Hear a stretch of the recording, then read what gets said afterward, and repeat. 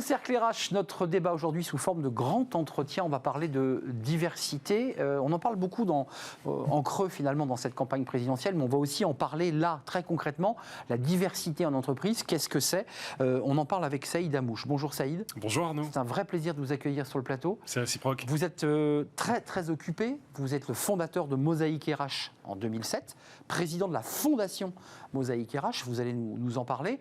Et puis ce profil, alors on a pris un peu d'avance, il faut le reconnaître, mais vous avez tenu votre conférence de presse le 22 septembre dernier, entouré de chefs d'entreprise, de décideurs, parce que se prépare un sommet de la diversité qui se tiendra à Bercy, au ministère de l'économie et des finances, et on va bien sûr en parler. Juste un tout petit mot de contexte,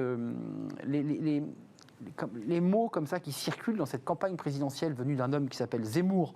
Est-ce que vous n'êtes pas finalement celui qui pouvait déconstruire ce discours sur on ne peut pas s'appeler Mohamed en France, vous appelez Saïd Amouche, vous êtes un fils d'ouvrier marocain, d'une mère au foyer, vous êtes passé par l'éducation nationale un temps.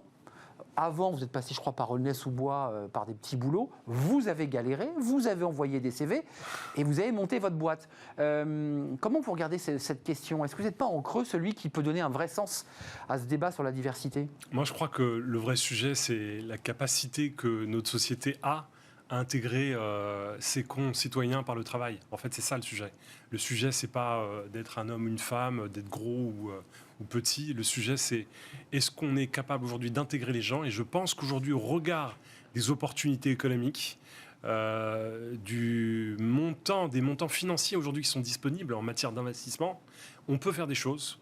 Et au-delà du nom, au-delà du prénom, au-delà du lieu d'habitation, qui est discriminant, ce qui est intéressant aujourd'hui, c'est de faire de l'inclusion économique. C'est le pari que vous avez fait en 2007, mais je sais que vous êtes pudique et que vous n'aimez pas raconter votre vie personnelle, mais quand on crée Mosaïque RH et qu'on s'engage à permettre à des jeunes diplômés des quartiers de trouver un emploi parce qu'ils ne le trouvaient pas, c'est parce que vous êtes passé par là aussi. Oui, parce qu'on a une responsabilité. C'est-à-dire qu'à un moment donné, on se dit, on a peut-être le meilleur diagnostic de ces questions-là. Bah oui. Et si on a le diag, qu'est-ce qui nous empêche à faire? Et comme j'ai effectivement une envie assez naturelle de pouvoir construire des solutions, fabriquer des solutions, mettre autour de la table un certain nombre d'énergie pour pouvoir fonctionner mieux demain qu'aujourd'hui, eh bien c'est ça qui a donné envie. Donc plutôt que de parler, commenter, on préfère agir chez Mosaïque. Alors vous agissez concrètement parce que vous permettez à des entreprises ou à des jeunes diplômés de trouver un emploi, donc vous les mettez en relation. Il y a un mot que vous utilisez souvent quand on vous parle, on se connaît un tout petit peu, vous parlez de déconstruire. Ça veut dire quoi, déconstruire? Ça veut dire faire tomber les préjugés, les mauvaises ou les fausses représentations que l'on se fait des quartiers de banlieue? Oui, moi je pense que en fait, on a tous peur de l'inconnu. Si on est face à une situation qu'on ne connaît pas, mécaniquement, psychologiquement, on est dans une réticence. Donc je pense qu'on a à gagner à se connaître. Un petit enfant, il a peur du monstre parce qu'il n'a jamais vu le monstre. Mais si un jour, on le met face à une photo de monstre, il va trouver ça amusant.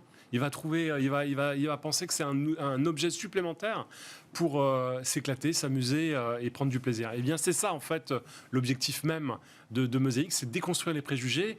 Et il n'y a rien de tel que la preuve par l'exemple. Donc, dans les banlieues, dans ces quartiers difficiles ou même ces zones rurales, il y a des talents.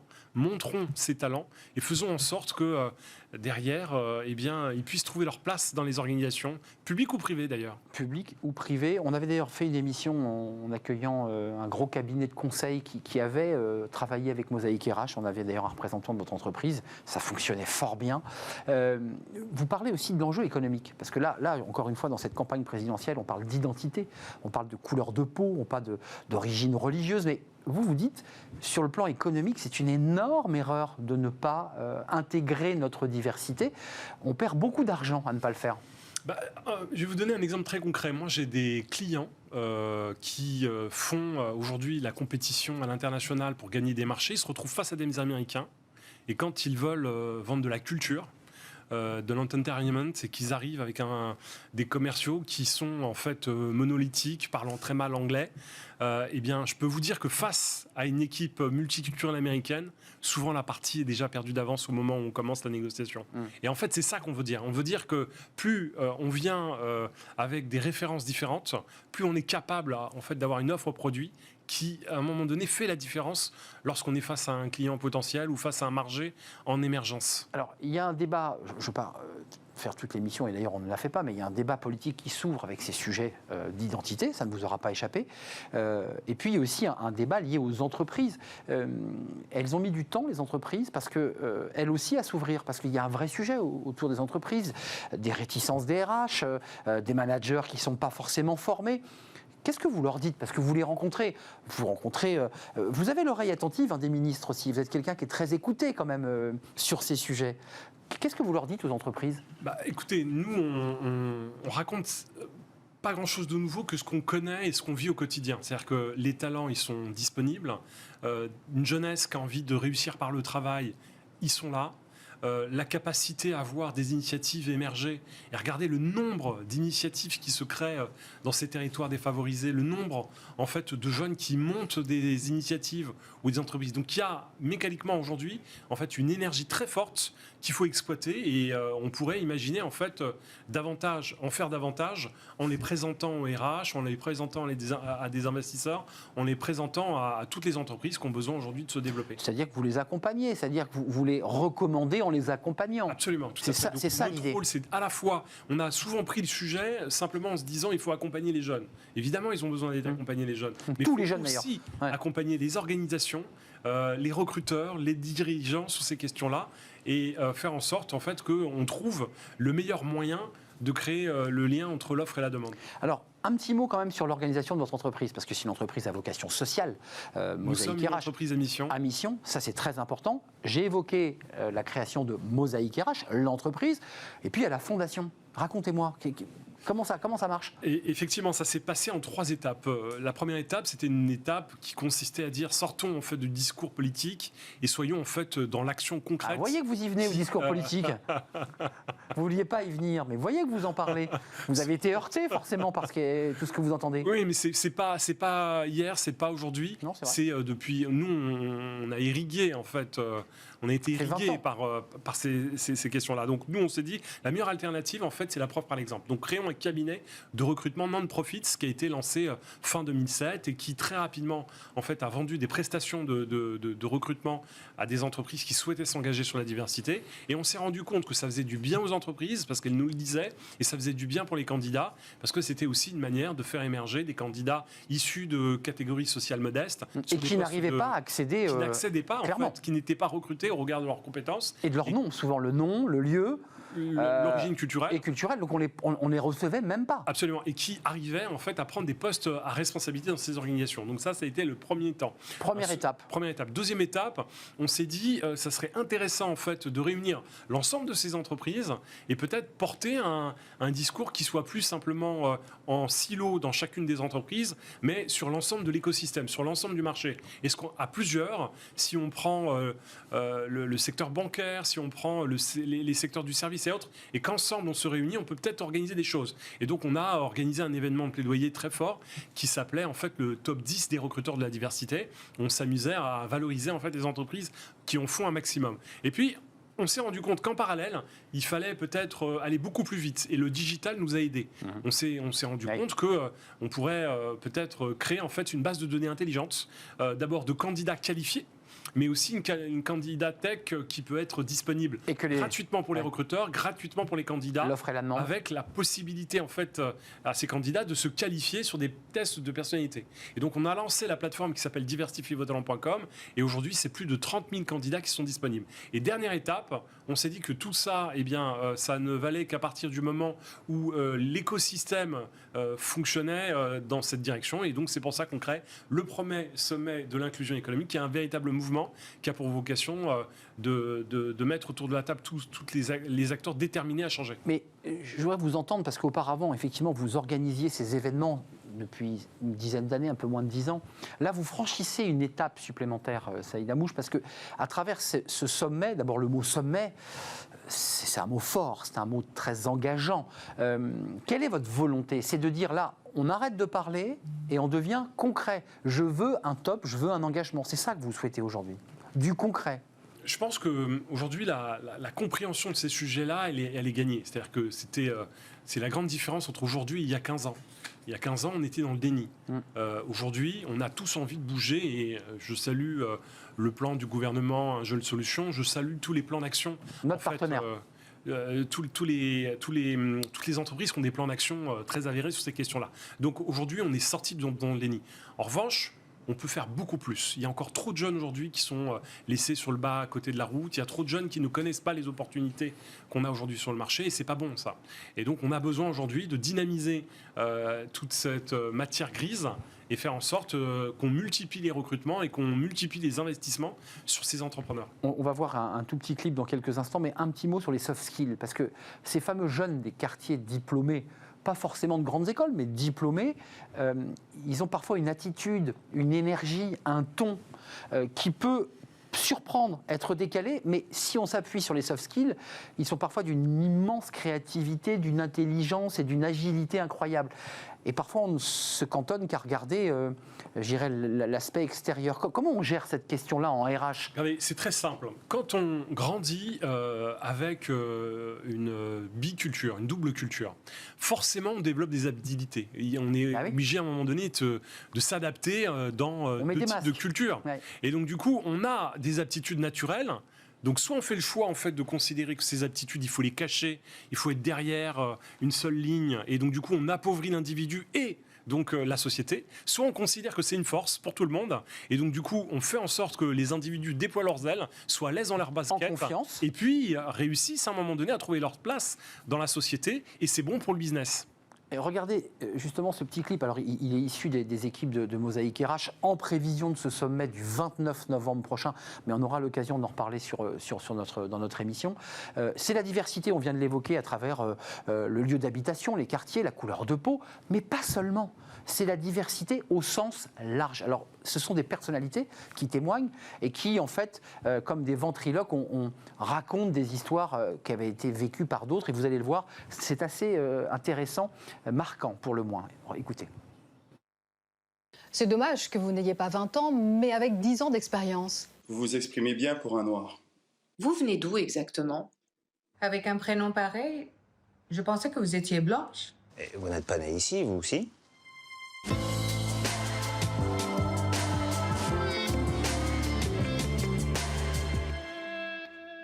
Aujourd'hui, un quart des diplômés ne sont pas reçus en entretien. Du seul fait de leur nom ou de leur adresse. Peut-on dans le même temps se plaindre de la pénurie de compétences? La diversité est une richesse. Tout le monde doit avoir la même chance. Alors, dirigeants, recruteurs, n'attendez plus. Élargissez vos horizons, diversifiez vos talents. Alors ça, c'est un des volets, on a coupé évidemment parce que le clip est plus long, ça c'est le volet sur la diversité, j'allais dire classique, traditionnelle, puis vous allez même plus loin, Saïd, au-delà de ces questions qui sont liées à la couleur de peau, le fait d'être noir, le fait d'avoir un nom à consonance étrangère, vous parlez de la diversité liée au poids, c'est-à-dire les discriminations liées au poids. Grossophobie, à l'âge, les seniors, avec des chiffres qui sont là aujourd'hui, je crois que 52% des plus de 55 n'ont pas d'emploi. C'est le premier critère aujourd'hui discriminant, l'âge. Donc, dans l'esprit de ce sommet, il y a la notion de diversité. Quelle définition vous donnez, vous, à ce mot diversité, vous qui pétrissez ce mot depuis 2007? Alors, moi, j'ai eu la chance de travailler avec Vincent Hédin. On a produit un ouvrage qui s'appelle Chronique de la discrimination ordinaire, et notre démonstration, elle était très simple. On considérait, en prenant 6 portraits en fait, de citoyens français qui étaient soit des seniors, soit des personnes reconnues handicapées, soit des personnes vivant sur des territoires reculés, on démontrait en fait que c'est la même mécanique. En fait, c'est la mécanique du préjugé. Ce préjugé produit du stéréotype et empêche en fait la prise de décision et produit un mécanisme discriminant. Donc, à partir du moment où on est en rupture de cette chaîne, on est en capacité ensuite de regarder, penser décaler et puis s'enrichir. C'est-à-dire que c'est pas parce qu'on est en surpoids qu'on est un mauvais collaborateur. Témoignage d'une boulangère patronne qui lui dit, ou le patron qui la recrute et qui ne lui demande pas ses compétences pour savoir si elle paye à la caisse, elle lui dit mais tu ne réussiras pas, parce que c'est exactement ce qu'elle dit, tu ne réussiras pas à passer dans le couloir Enfin, c'est terrible quand on entend ça. C'est terrible pour le candidat lui-même et c'est surtout terrible pour l'économie. Bien sûr. C'est-à-dire que c'est pas bon. On ne peut pas considérer effectivement qu'il y a des marchés en tension, une pénurie de talent, et derrière on freine l'ambition, parce que derrière ça génère de l'autocensure, de l'auto-limitation. Et c'est ça qui n'est pas bon. Le sommet que vous êtes en train de préparer, il aura bien lieu au ministère de l'économie. C'est quand même pas rien. Le ministre de l'économie vous dit « je vous laisse mon ministère ». En termes de symbole, c'est très très fort quand même. Oui, parce qu'on a réussi à démontrer en fait que le coût des discriminations en France, c'est 150 milliards. C'est une étude qui a été réalisée par France Stratégie. C'est grosso modo un point de PIB. Et donc cette étude, elle va être rechallengée puisque on a le cercle des économistes qui vont travailler sur un modèle d'évaluation sur la croissance. Jean-Hervé Lorenzi. Absolument. Donc vous ouvrez aussi une porte qui n'avait jamais finalement été traitée et analysée, qui est l'angle du gain pour notre économie. Exactement. Du bienfait pour notre économie. Et pas forcément la bien-pensance ou les idéologies. Des idéologies qui sont aujourd'hui, à mon avis, stériles.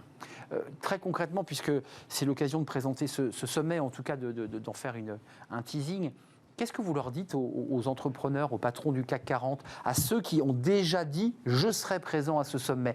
Qu'est-ce que vous attendez d'eux ? Un engagement, une charte, quelque chose qui les engage et vous les prenez au mot ? Surtout pas de charte, parce qu'on a combien de chartes ont été signées. Ce qui est important, c'est l'impact.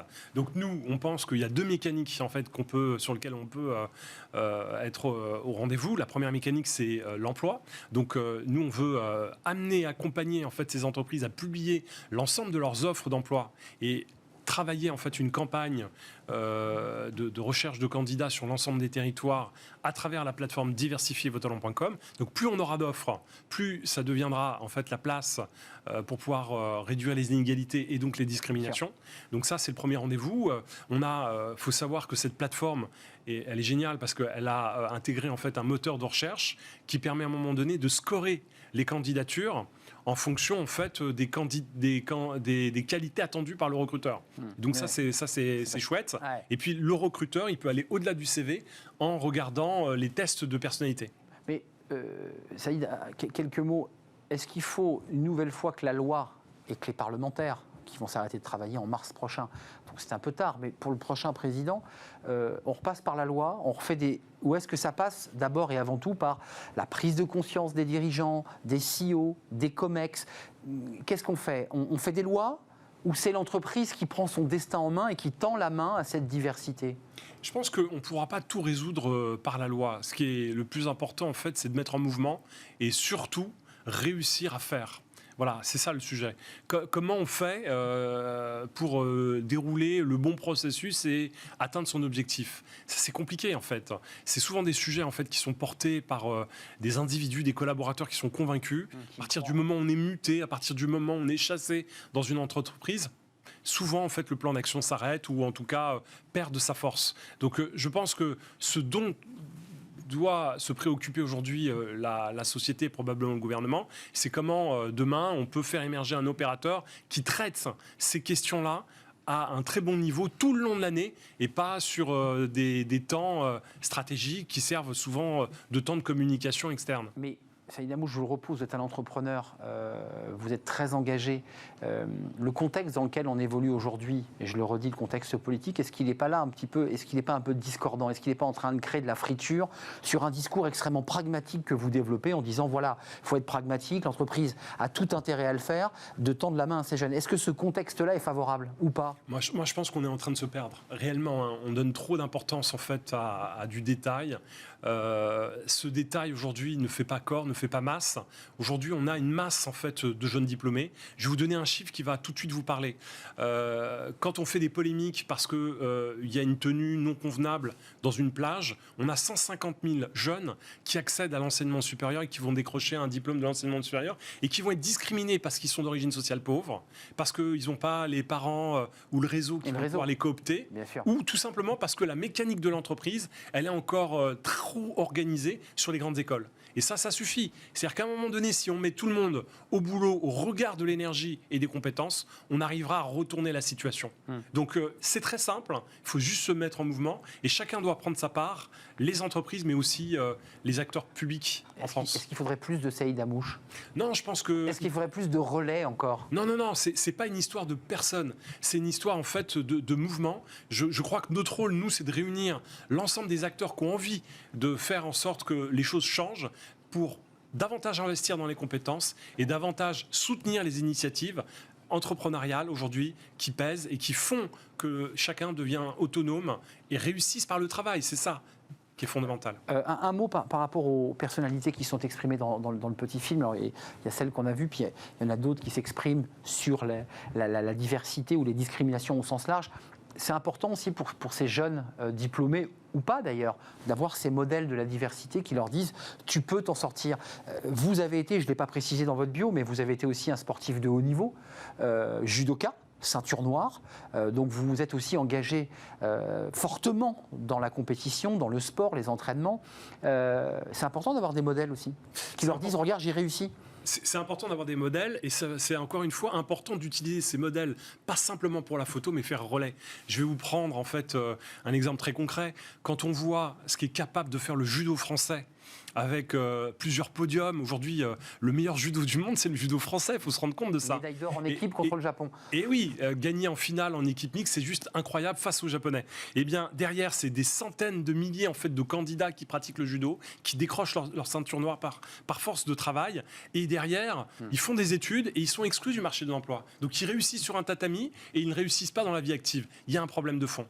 Et pourtant, c'est des sportifs de très haut niveau. Un tout dernier mot, le 29 novembre, ça c'est évidemment ce sommet, il sera en présentiel et en digital, on pourra le voir évidemment à distance, pas forcément besoin de tous de se presser au ministère de l'économie, il y a aussi, c'est un événement à double niveau, en présentiel, des ateliers, vous attendez beaucoup d'entreprises j'imagine, là la liste n'est pas arrêtée. Voilà, donc c'est ouvert à tous. Voilà, c'est intéressant de lancer le message. C'est ouvert à tous, il suffit de s'inscrire sur le sommet de l'inclusion économique, et puis il y aura en fait des tables rondes de qualité, en fait, avec des intervenants très brillants et qui vont pouvoir nous inspirer. On va avoir des keynotes avec un certain nombre de professionnels qui vont nous expliquer comment ça fonctionne, des ateliers très pratiques sur comment recruter, comment utiliser en fait des méthodes comportementales pour pouvoir évoluer. Et puis une agora où on va mettre en lumière des acteurs qui sont sur de l'impact un peu partout en France, et qui font en fait de l'inclusion économique. Et on terminera par probablement l'annonce de la création d'un fonds qui aura pour vocation de soutenir les entrepreneurs en France. Et donc, du coup, on est dans un temps où aujourd'hui, on collecte de l'argent pour pouvoir réinvestir dans ces projets. Un fonds qui permettra de pouvoir soutenir des actions concrètes en direction de la diversité. On est bien d'accord au sens large d'ailleurs, hein. Vous ne cantonnez pas exclusivement à cette question de la diversité dans les quartiers, puisque c'est de ça dont il est question. Le problème des quartiers, c'est le problème de tout le monde aujourd'hui. Et le problème de tout le monde, c'est aussi le problème des quartiers, c'est la même méthode. Merci Saïd Amouche d'être venu sur notre plateau le 29. Et puis évidemment, d'ici là, commencez à vous renseigner. Prenez contact tout simplement avec Mosaïque RH aussi, parce qu'ils ont des collaborateurs efficaces qui pourront vous accompagner. Mosaïque RH, c'est combien de collaborateurs aujourd'hui ? 82 collaborateurs. Voilà, c'est écrit en 2007 par vous, Saïd Amouche, qui êtes devenu un entrepreneur. D'ailleurs, je ne vous l'ai pas demandé, dans les pistes d'alternatives pour ces jeunes qui ne trouvent pas d'issue, il y a souvent l'entrepreneuriat aussi. Je crée ma boîte, j'ai pas le choix. Je n'ai pas trouvé de boulot. Tout à fait. Et 62% en fait de création d'entreprises dans les quartiers populaires. Donc c'est important de le savoir. C'est important de...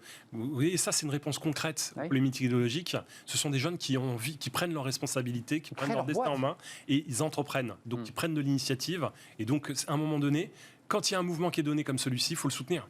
C'est vrai que, voilà, contrairement aux idées reçues, ils ne sont pas tous à tenir les murs, parce que c'est l'expression qu'on utilise souvent dans les quartiers. Il y a plein de jeunes qui créent leur boîte et qui sont des entrepreneurs, voilà, tout simplement. Qui aspirent à une autonomie économique. Et absolument, et à pouvoir parfois même quitter leurs parents, parce que souvent l'enjeu c'est de pouvoir quitter ses parents et de créer, de construire sa vie tout simplement. Merci Saïd Amouche. Le 29 novembre, ce sera au ministère de l'économie et des finances et sur Internet. On suivra évidemment de très près cette cet événement. Merci d'avoir pris le temps de nous rendre visite parce que vos journées sont assez chargées. Je me suis laissé dire que les ministres vous convoquaient, c'est vrai ça, pour avoir des conseils, que vous les accompagnez les ministres sur ces questions de diversité ou pas? Comme plein d'autres. Ou c'est une rumeur journaliste? Comme plein d'autres, on est consultés pour partager nos expériences. En fait, c'est plutôt ça. Vous êtes un homme modeste, Saïd Amouche. Merci, fondateur de Mosaïque RH et de la fondation Mosaïque RH, avec cet événement, je vous l'ai dit, le 29. C'est important que je vous remercie Arnaud parce que on ne peut pas faire l'inclusion économique sans les médias. Et donc quand on a des journalistes qui comprennent ce sujet-là et qui décident de faire des sujets, eh bien ça nous sert drôlement. Donc merci pour vos engagements et merci à la chaîne Bismartin. On y croit, en tout cas, c'est un événement important. Merci d'être venu sur le plateau. On termine par Fenêtre sur l'emploi. Tiens, ça va intéresser Saïd Amouche, c'est Monster, évidemment, qu'on connaît bien, qui fait une étude sur la génération Z. Est-ce qu'elle est confiante en l'avenir après cette année de Covid? On va en parler avec le responsable marketing B2B de la société Monster. C'est dans Fenêtre sur l'emploi.